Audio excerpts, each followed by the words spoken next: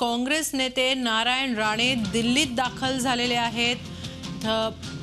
भाजपच्या नेत्यांची ते भेटीगाठी घेण्याची शक्यता आहे।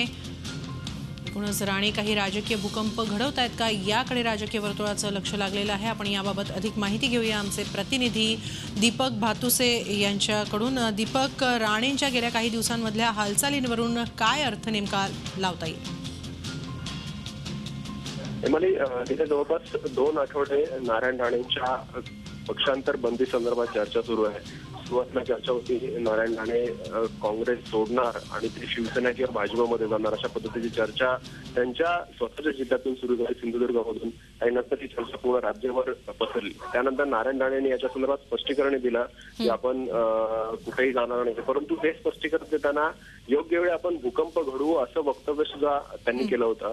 कदाचित तो भूकंप घडवण्याची तयारी आता नारायण राणेंनी सुरू केली आहे असं म्हणावं लागेल, कारण जी सूत्रांकडून माहिती मिळते त्या माहितीनुसार नारायण राणे आज दिल्लीत दाखल झालेले आहेत आणि दिल्लीत ते भाजपच्या नेत्यांच्या भेटीगाठी घेणार आहेत।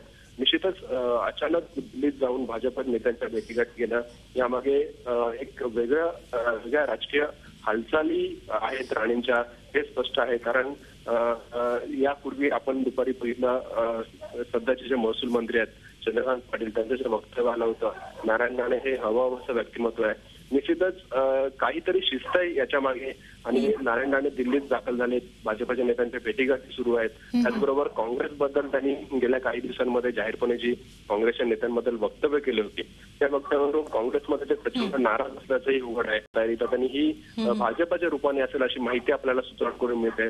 त्यामुळेच दिल्लीत दाखल होऊन ते भाजपच्या नेत्यांच्या भेटीगाठी घेणार आहेत आणि या भेटीगाठीनंतर त्यांच्या पुढील राजकीय प्रवास जो कदाचित नवा राजकीय पक्षाबरोबर असेल त्या दिशेने त्यांचा जो राजकीय प्रवास आहे तो सुरू होईल। हिमाली, गेल्या काही दिवसात जी चर्चा सुरू होती की राणे काँग्रेस सोडणार पण कुठे जाणार, कदाचित त्याच्यावर आता पूर्ण विराम मिळण्याची शक्यता आहे आणि राणे भाजपच्या वाटेवर आहेत अशी आपल्याला माहिती सूत्रांकडून मिळते।